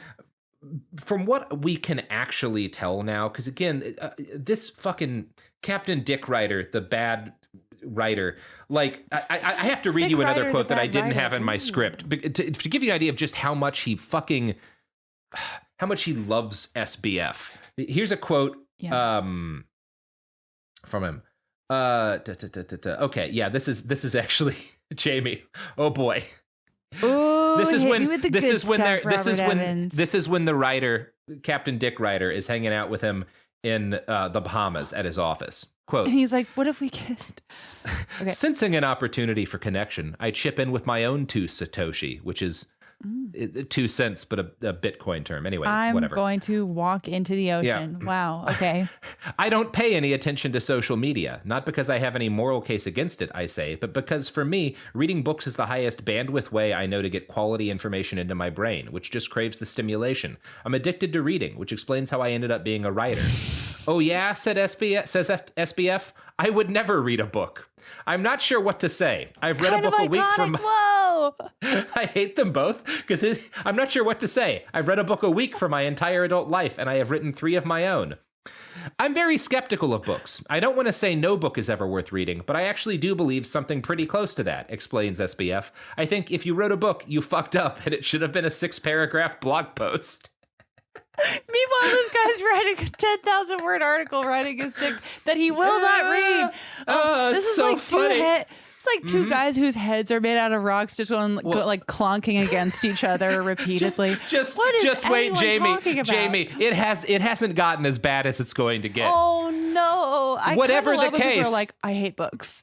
Whatever the case, I find myself sad for the man, and it occurs to me that my reaction is exactly what might be expected from a beta in the brave new world crypto is creating. Whoa. How can you write that and not leap off the top of a building? Like, he literally self-identified as a beta to what? And also, just like what I love about this is just like, well, we have to take Sigma? We have to take it as given that crypto is creating a brave new world, and none of us has any choice in that. It's inevitable. It's unstoppable. It's going to dominate everything. Which is like capitulate to our beep beep boop boop overlords. Yeah. So I think again, what I wonder, does he think I think? Wouldn't someone with IQ points to spare realize that dismissing all books is essentially worthless might rile a writer? Was he playing with me? Is this fun? Is this humor? I'm satisfied with my meta-analysis until I realize that one can always increment the level of strategic play in this sort of game. It's like poker. Level 1 is just thinking about how to strengthen your own hand. Level 2 is thinking about what your opponent's hand is. Level 3 is thinking about what your your opponent thinks your hand is, and so on. And since SBF is obviously a genius, I should simply assume that, compared with me, SBF will always be playing at level N+1, which makes my analysis of the intent behind SBF's Books for Losers idea spiral into infinity and crash like a computer. Robert, is this how you write about me in your diary? No, Jamie, because do you know what the only ethical, speaking of ethics, you know what, if you think this way about conversations, the ethical thing to do is fill your pockets with rocks and walk into the ocean. Wow, you're wolfing this guy. Yeah, I absolutely am. Him and Sam Bankman-Fried. I could not hate these people more. I mean, there's never been two wronger people having a conversation. And of course, it came out, he's just like, well, obviously he's a genius. We have to assume that because he became a billionaire. So, and it's like, no, he was never a billionaire. Robert, in his defense, that's math. He did the math. He faked a balance sheet. We've now gotten access because he had to go into bankruptcy and step down. So now there's a caretaker trying to get people's money out of the company. And we know shit we've seen the Excel files where they kept their financial records. And it's him being like, this is basically bullshit. Sorry about this. We fucked this up. We weren't actually keeping records here. The company balance sheet, there was no accounting department. People would file their when they would spend tens of hundreds of millions of dollars on things, they would just message each other on Signal about it to get approval and had deleted messages on. So there's actually no record of a lot of the accounting. They did at one point hire an outside accounting firm to handle their accounting of this $32 billion company. And the firm they hired is it bills itself as the only metaverse-based accounting firm. God. The accounting firm for this $32 billion company exists entirely within a crypto-themed video game called Decentraland. It is so fucking stupid. And worse with everything you're saying. Okay, so this is bad, and this feels bad to hear. I have a question. Yes, Jamie. Who is, I guess, because I am kind of back in Lizzie Holmes land, because that whole departments that should be, taking care of shit don't even exist, which is very Theranos adjacent to me. Theranosy, yeah. Theranosian, if you will, as look, we've both written books. We can just make up random words. Of course. Yeah, that's mostly what writing a book is, for sure. I view myself as the beta of this conversation, and so I feel comfortable asking you, Robert. Who is ultimately affected by this? What is the trickle down of this? What happens? Is it just other rich assholes, or does it affect regular? Does it affect people? Probably. There will presumably be some. Here's the thing, and here is why there's that lawsuit against Larry David and all those other guys who appeared in the FTX ad. Yeah. Presumably a bunch of regular people got suckered into putting their money on FTX, and those people have probably lost some money. That said, for the most part, it's fine, because most of the people who lost money are gamblers who probably suck as much as this guy did. And it's one of those things. There's just an article, I think at Financial Times, where someone was actually, and I think they actually had a good point. We shouldn't regulate the crypto industry, because if we regulate it, it will be brought in closer to the actual financial industry as it exists, and banks will put more investments into crypto, and it will get seen as legitimate and backed by the state. And so when these con men destroy tens of billions of dollars overnight and cause panic in the industry, it will affect the real economy. And right now it doesn't seem to. And I guess that is that's not a bad point. Maybe we just let it die on its own. I don't know. It seems there's more, we'll know more. Yeah. So, we will continue to learn more. Now, one of the things that's funniest about this is that Sequoia, this investment firm, put $200 million into the company, which they have all written off now. They're accepting it as a total loss. They're going full Batgirl on this. Okay. Now, when you hear this very serious investment firm put $200 million into this business, you probably assume, Jamie, wow, I bet he had a good pitch, right? I don't know. If we're talking Theranos, I actually don't think that is that's not disqualifying to have a dog shit pitch. You know who can make this clear for us is Captain Dick Ryder. Oh, Quote, thanks. SBF told Sequoia about the so-called super app. I want FTX to be a place where you can do anything you want with your next dollar. You can buy Bitcoin. You can send money in whatever currency to any friend anywhere in the world. You can buy a banana. You can do anything with you want with your money from inside FTX. Suddenly, the chat window. Arrested Development. It's also like, how much did a banana cost? I don't know. I feel like I can do Bitcoin. anything I want with my debit card. Like, I've never run into a thing I wanted to buy and been like, I cannot. No, how do I access I can even buy drugs with it by going to an ATM. If I were to be a person who buys drugs, which I'm not, I could go to an ATM and take out cash and purchase Support your drugs local with them. drug dealer and banana vendor for crying out Unbelievable. loud. So he gives this banana pitch. Quote, suddenly the chat window on Sequoia's side of the Zoom lights up with partners freaking out.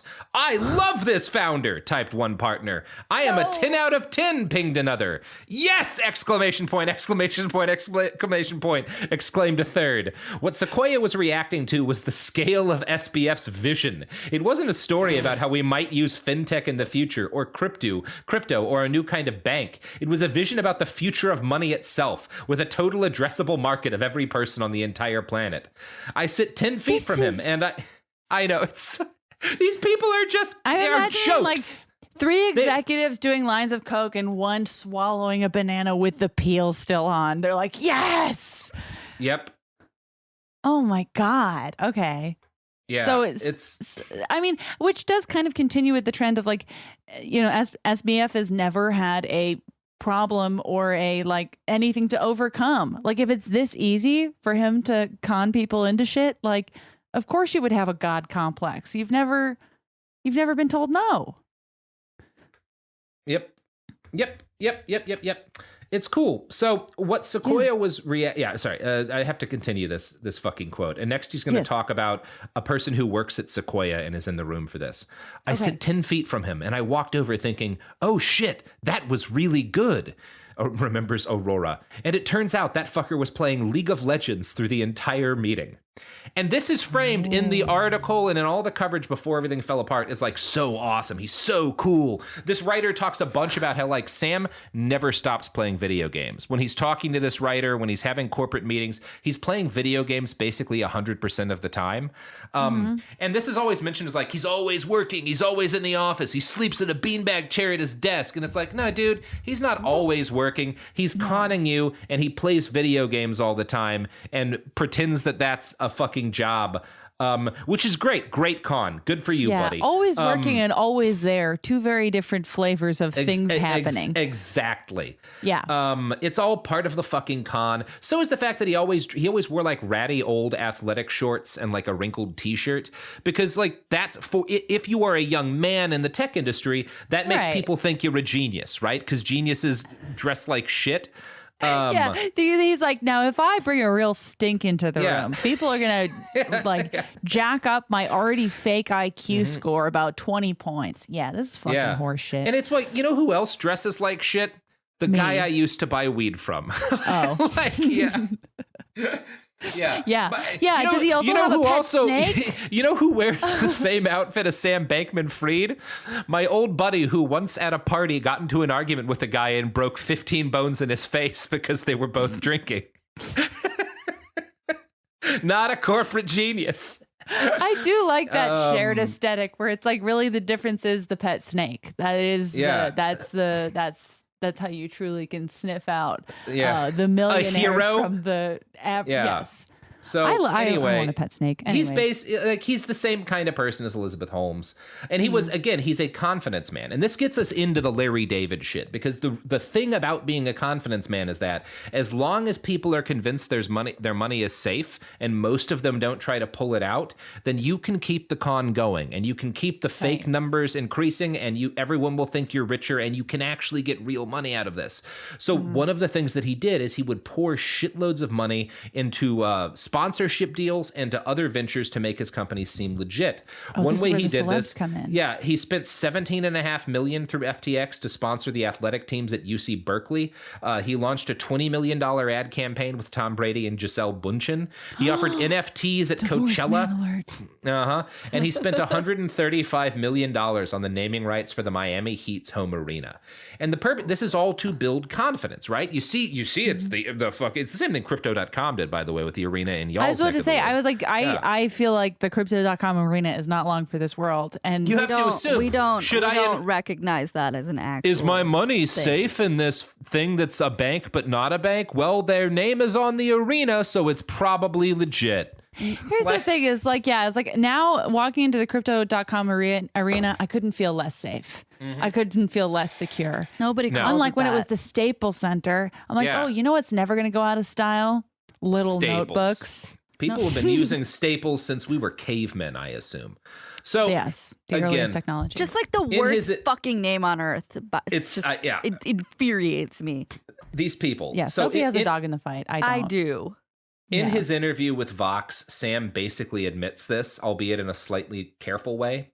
Journalist. So FTX technically wasn't gambling with their money. FTX had just loaned their money to Alameda, who had gambled with their money and lost it. And you didn't realize it was a big deal because you didn't realize how much money it was. Sam responds, and also I thought Alameda had enough collateral to reasonably cover it. Journalist says, I get how you could have gotten away with it, but I guess that seems sketchy even if you get away with it. Sam, it was never the intention. Sometimes life creeps up on you. He literally said life comes at you fast. Yeah, life comes at you fast.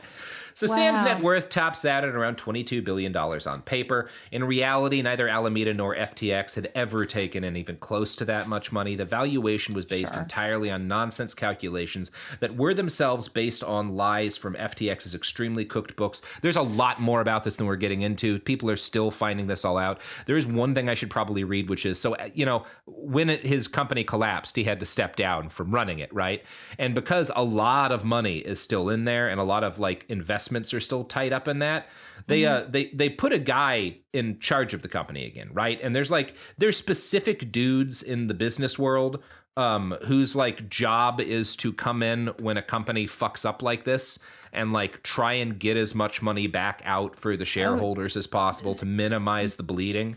So they kind of have how they had in old Hollywood, they have a fixer guy. Yeah. They have and this fixer guy specifically. He is the guy that they brought in when Enron, he took over Enron after it fell apart in order to try and minimize the damage from it. So he is the guy who got brought in to deal with the fact that this massive fucking crime happened with Enron. One sec. My favorite Enron memory, not that you asked, rude, was the Women of Enron Playboy spread that I got to archive during my time there. Oh God! And boy, did those Enron girl bosses have their. So it's second only to Women of 7-Eleven, which is my actual favorite spread. Continue. So, first off, you should know this company has about 1 million creditors, so about 1 million people possibly lost their entire investment in this company, which is a stunning amount of people to take money from. And again, we are probably looking at $5 or $10 billion stolen, something like that. It's kind of unclear the exact amount. But anyway, this is what the guy in the Delaware bankruptcy court filing, this is what the guy who took over Enron after it became clear that the whole company was a criminal enterprise. This is what that guy wrote about Sam's company. Oh, no. Okay. Never in my career have I seen such a complete failure of corporate controls and such a complete absence of trustworthy financial information as occurred here. From compromised systems integrity and faulty regulatory oversight abroad to the concentration of control in the hands of a very small group of inexperienced, unsophisticated, and potentially compromised individuals. This situation is unprecedented. Again, that's the guy who took over Enron. I was I've never that seen is literally anything this Bill Clinton dropping a notes post being never have I seen a more cheated on my wife in any that is so absurd. Well, I will say it's different. This guy did not commit any of the Enron crimes, right? This is the guy who comes in. He saw them all. No. This guy is after. He's brought in it becomes clear that No, that guy started to get sentenced with never in my career. This guy, it's probably best to look at this guy as like an EMT. When it becomes clear that a company that has a shitload of money in it and is central in the economy has collapsed because people broke the law, he comes in to minimize the damage. But he was not working at Enron previously, right? Like he's not trying to like stop anyone from getting in trouble. He's trying to minimize how many people are hurt by this. Yeah, anyway, no, of course. Yeah. I just want to make clear, like, that guy's job. Anyway, whatever. Yeah, he's not the Enroner. He is not the Enroner. He did not make Enron bad. He's just was there afterwards and was like, this company's even worse. He bought the issue of Playboy and then he kept it pushing. Yeah. So we're getting close to done. I should note that before everything collapsed, Sam, again, he's in the effective altruism. He promised to donate like a couple of $100 million to these EA causes. A lot less than that actually got out. Some of them were good, but a lot of it was like, so he made a huge point that he was like one of his major priorities was pandemic prevention, right? We have to stop the next pandemic. I'm going to put as much money as I can into pandemic prevention. That's the best effective altruist thing that I can do. To talk about how well that actually worked, I want to quote from the Washington Post here. FTX-backed projects ranged from $12 million to champion a California ballot initiative to strengthen public health programs and detect emerging virus threats. Amid lackluster support, the measure was punted to 2024, to investing more than $11 million on the unsuccessful congressional primary campaign of an Oregon biosecurity expert, and even a $150,000 grant to help Monclef Slough, the scientific advisor to the Trump administration's Operation Warp Speed vaccine accelerator, write his memoir. So that sounds like a giant waste of money, right? That sounds like that sounds none like of it. A lot of money even if it was fire. like good, it sounds like it didn't. Like even if the goals were good, like the ballot measure failed, like it got punted, right. So it's not like it worked. And it gets worse because SBF's fund also put a lot of money, like $5 million, into ProPublica. And ProPublica, they've done a lot of cool stuff. They also recently published an extremely flawed investigation that backed the lab leak hypothesis. The LA Times and their analysis of this deeply flawed piece of reporting. And also, we've got some notes for the LA Times as well. Yes, nobody's perfect. Proceed. The LA Times called it a train wreck, noting, the article is based heavily on Chinese language documents that appear to have been mistranslated and misinterpreted, according to Chinese language experts who have piled on via social media since its publication. It also takes as gospel a report by a rump group of Republican congressional staff members asserting that the pandemic was, more likely than not, the result of a research-related incident. And this has been, the fact that ProPublica published this has like provided a shitload of fuel to it was all a fucking lab leak from China. It's China's fault. I wasn't Republican aware that. Shit. Yeah, Jesus. Sam Bankman-Fried funded that shit. And, oh my God. Yeah, basically none of the shit he was putting in money into that was supposed to be good really worked, and a lot of it was so another thing the right is doing right now is they're talking about he was like the number 1 or number 2 donor to Democrats during the midterm elections, right behind Seth MacFarlane. Yeah, but none of his donations worked, and also it was like $32 million he gave to the Dems. He gave like $24 million to the Republicans, and the reason he was giving this money, number one, there were some like pro pandemic response candidates he wanted to back, most of whom didn't do well, but also like a lot of the money was towards Republican and Democratic candidates who were going to be part of the regulation of the crypto industry because he wanted to have a seat at the table and push regulations in a way that so any candidate that would enable that is someone who's getting money. Exactly.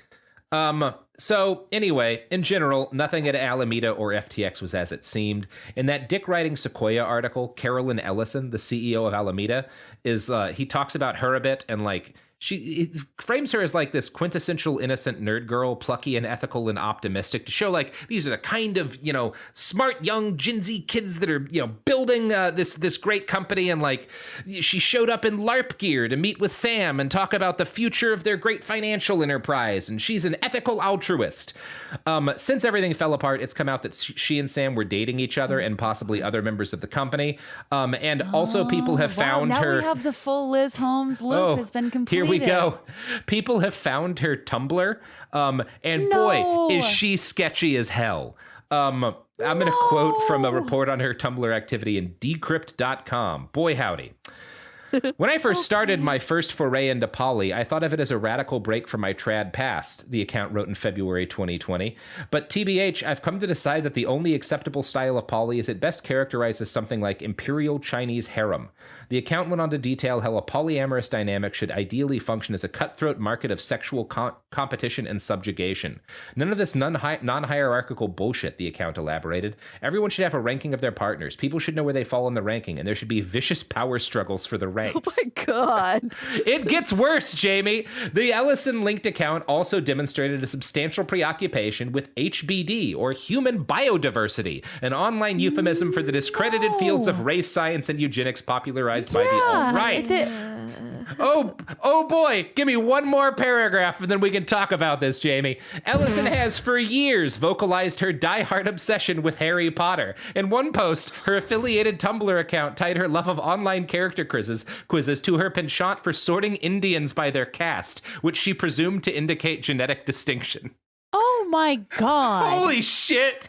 Even J.K. Rowling wasn't thinking something that fucked up. And that's really saying something. Someone needs to tell Amazing. Astonishing. Tumblr is exclusively for Sherlock fan fiction and things that trigger my eating disorder. That's it. I cannot oh, that's so dark. I almost can't fathom it, right? And again, there's so much. We probably will do a follow up at some point because, like, the fact that it was this easy for like some fucking crypto rag, they're not the only ones who reported on it, to find her Tumblr where she talks about race science makes me think these guys were all probably into a lot more fucked up shit than they let on. Oh, so we'll see. God. We'll see. I just we don't have the hour for me to decompress the way I need to after hearing that sentence specifically. Yeah, I need a cigarette. I'm going to start smoking today, and I hope she's fucking happy. Oh my God. That is it's brutal. So funny. What a brutal place to land. Thanks so for fucking funny. Nothing, Robert. Jesus. Anyway, hopefully they're all of their money's gone, but they probably squirreled away millions and stuff for themselves. Although, at least one of the articles I've read says that like his net worth is effectively zero now. But I don't think anyone actually knows what his net worth is right now, like, and how much he got. Like, his company went from valued at $32 billion to most recently there's something like $650,000 in actual assets left.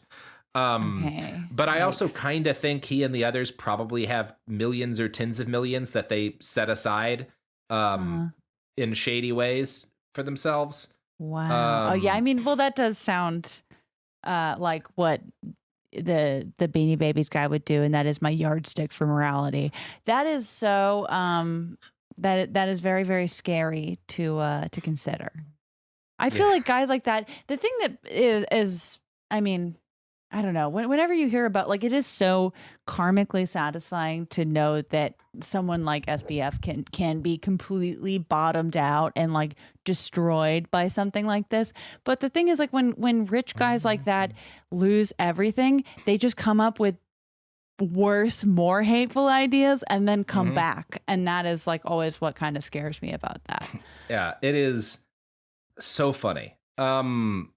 I don't know, Jamie. I don't know what the solution is. It's not like I want him to have money again. I just, how can you make someone say less? Again, I think the solution the podcaster's dilemma. I think look, here's where I'll land on this. I don't think people should be thrown into cages generally unless there's literally no other way to stop them from harming folks. Right. So, and I don't think that's the case with these people. So instead, I think the actual solution is to close from the outside all of the doors to the fucking rich person apartment complex they occupy in that Bahamas development. Lock it from the outside, and once a week drop in food and necessities via a helicopter and never let them leave or use the internet again. Yeah, have them all just be with their friends in their weird little compound, going increasingly insane with their Chinese harem shit.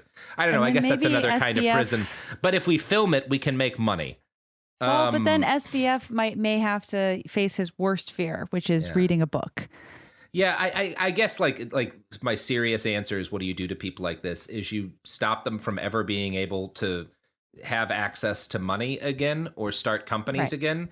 And hopefully eventually they find something to do that actually helps human beings and is like of any kind of use. Like working at a grocery store, that's a real benefit. People need to get food, and people need, like, that's a respectable, honest way to make a living. And if any of these people were to get a job working at a Safeway, they would be providing an infinitely greater benefit to the human race than they could ever have performed. Perhaps working at a bit FTX. more of that ethical side of the ethical altruism you were looking for. Yes. I'll be honest, I did not come to the recording today with a solution for the prison industrial complex, but I will say that I still don't like it. I still don't love it. Yeah, I have no solution. But you know what I do have, Jamie? What? Your pluggables. No, you don't. I have those. Well, you have them, but I'm letting you have them. Oh my God. I mean, I am giving. I could probably do them if nobody wants to take this job. I'll do it. I'll do them. Okay. Sophie, do you want to do them? Yeah, I mean, you can pre-order Jamie's book, and that is linked in her Instagram bio. It's true. You can follow her on Instagram at Jamie Christ Superstar, and you can follow her on Twitter at Jamie Loftus Help if Twitter's still around. She has a podcast that she co-hosts with Caitlin Durante called The Bechdel Cast. You should listen to her many limited run series, including her most recent run, which is Ghost Church, which Sophie produced along with the Bechdel Cast and everything, every podcast on the planet. This has now become a plug for me. Did I get everything, Jamie? Yeah, that's exactly what I would have said, except worse. Yeah, yes. So pre-order Raw Dog. Oh. Yeah. Thanks, Sophie. Yeah, pre-order Raw Dog. If you listened to the hot dog episode of Bastards and didn't like it, you did like it. Now buy the book. Yeah, legally you did like it. And if you disagree with that statement, we will send the CIA to kill your family. Yeah, and let's make sure to attribute that quote to Robert Evans specifically. There we go. And speaking of Robert Evans specifically, Margaret Killjoy specifically, and myself will be doing a Behind the Bastards virtual live stream show on December 8th. You can get tickets at moment.co/BTB. Love it. Also, I have a Substack now because Twitter's not doing great, so that makes me so sad. Why? I like writing things. I got to write a thing last night. That's Sophie, so don't you want me to beautiful, write Robert. more things? I subscribe. It's better for me than being on Twitter all the goddamn time. Yeah, you can find it at shatterzone.substack.com. Go there, and I will be writing. I'll try to write something every week. Maybe I won't. Maybe all of this will fall apart, be lost in time like tears in the rain. Or maybe you'll get a new thing from me every week. There's no way to know. Half the time when I get something from someone's Substack, because I subscribe to quite a few, but every time I get a message from someone's Substack, it's always like, I'm so sorry. I'm like, I didn't notice. Just give me the content and I'll see myself out. Yeah. It's fine. Look, I don't know. I've been meaning to write more stuff as opposed to just tweeting shit posts. So maybe it'll happen. Maybe it won't. There's no way to know. Perfect. Behind the Bastards is a production of Cool Zone Media. For more from Cool Zone Media, visit our website, coolzonemedia.com, or check us out on the iHeartRadio app, Apple Podcasts, or wherever you get your podcasts.